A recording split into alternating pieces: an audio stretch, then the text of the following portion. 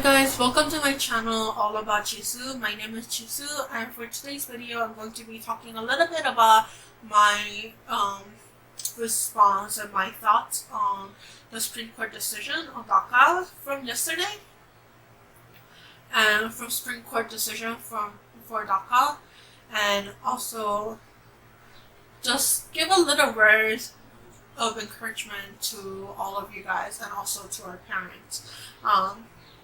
So as you guys know, I am undocumented, and I do have DACA right now. I did make a video talking about it and explaining more about what DACA is and what my experience was like.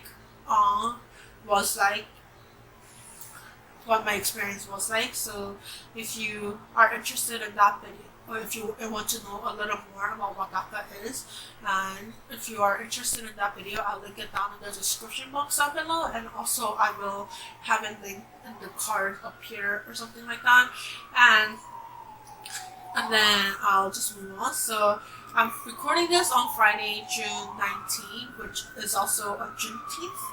I believe that's how you pronounce it, which is a day to celebrate the end of slavery in the United States. So it's a happy day, and yesterday on June 18th,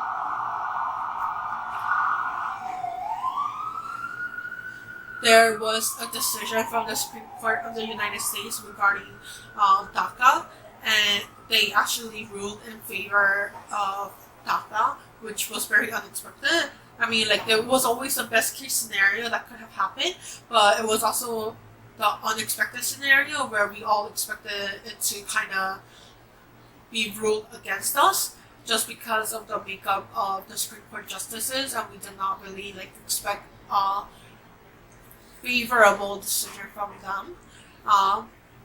But I believe it is the work of what's been happening just across the nations right now with the Black Lives Matter movement, and how people have been showing that they're willing to show up and they do care about these social justice issues and about the lives of people. And it is also the work of people like me, and also from people from all these different immigrant organizations that have all gathered together and share their stories. I really cannot be more proud of us and all the people who has put their lives at risk to fight for DACA. And I'm really, really proud to say that I am going to be here, and I am here to stay. I'm really kind of getting emotional talking about it, just because it has been something that I've been really stressed out. And I think yesterday, even though we all knew that this decision could come any Monday or any Thursday in June, but I was actually kind of surprised, because I thought it wasn't gonna come until the very, very last minute, and I really did not expect it yesterday. And I really did not expect it to be good either. So I'm really shocked, and I feel I'm still kind of coming down and still processing it from what it means. And I'm going to link to an organization called Undocumented Immigrant, which I did talk about in the other video, and they did a live stream yesterday kind of talking about what this decision means, and they did a very simple Q&A at the end of that live stream. So I believe it is still up, so I am going to link to their videos down below if you want to learn more about it and get more resources as well. And there, as far as questions so can new people apply for DACA, or is advanced parole still gonna be happening, or things like that, they did say yesterday when I watched the live stream, they did say they're still consulting legal experts and to see what this decision actually means.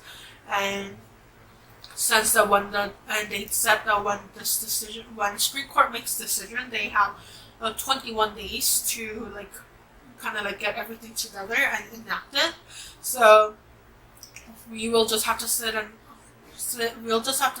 wait until what the legal experts come up with, and what the administration decides to do within those 21 days, and see how they decide to hear any news from DHS or USCIS, so we will just have to wait. But so it's a very brief update, and I'm really happy.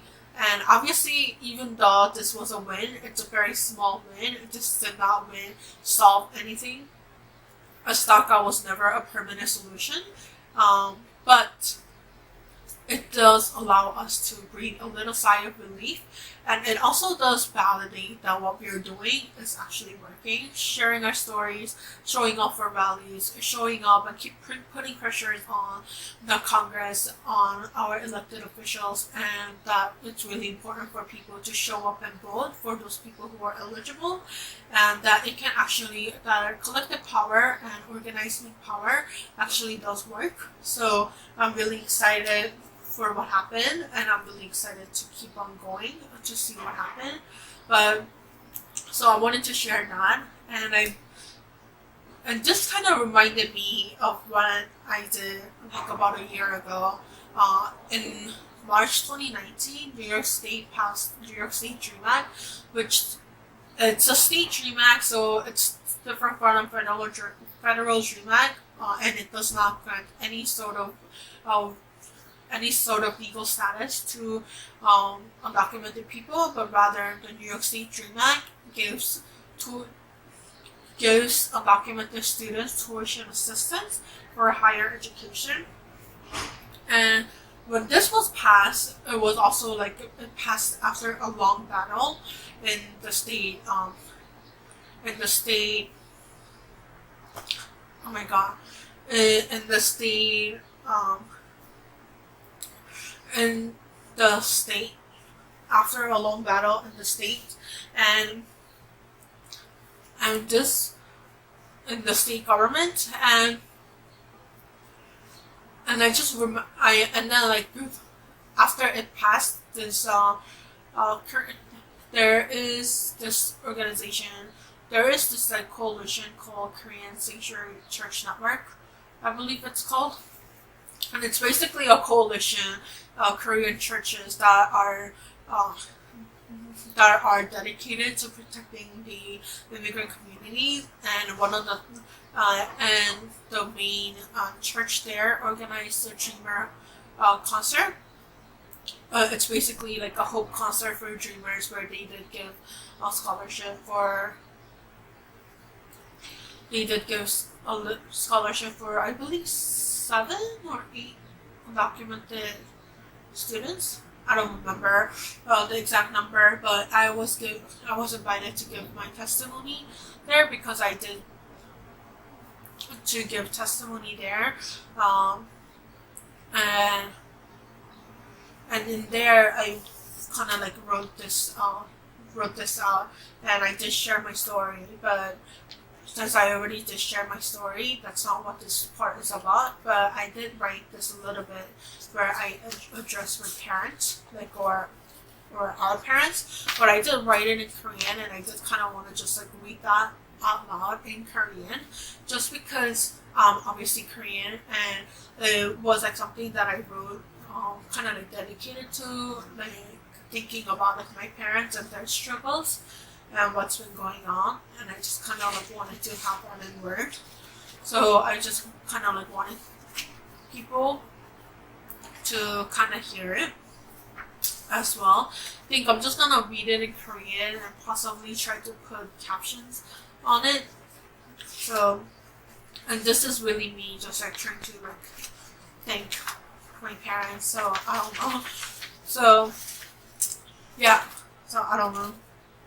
So this, I guess, is in dedication to all the immigrant parents, especially to all the undocumented immigrant parents, and to all the undocumented immigrant parents.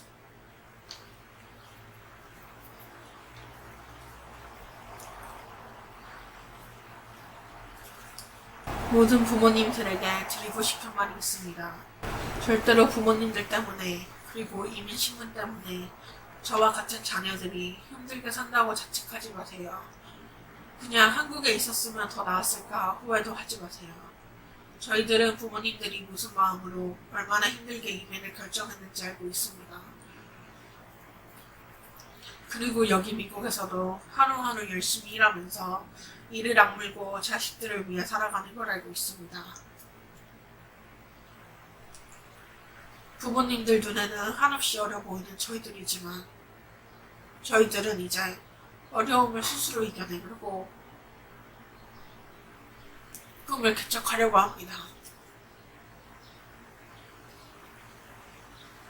부모님이 우리를 믿고 사랑하는 것만으로도 우리에게 충분한 힘이 됩니다. 우리에겐 이미 페이퍼가 없지만 그보다 소중한 사랑과 믿음이 있습니다.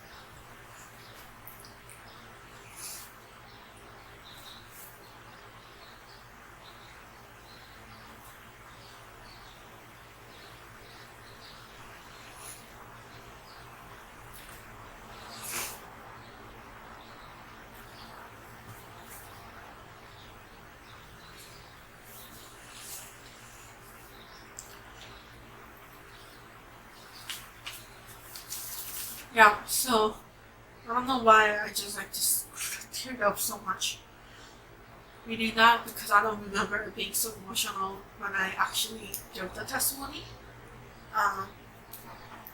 So I just wanted to take this time to celebrate our victory, but also to remind everyone and myself that the fight isn't over. And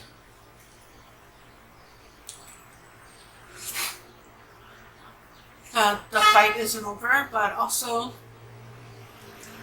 that the fight isn't over and that I really wanted to acknowledge the hard work and thank my parents,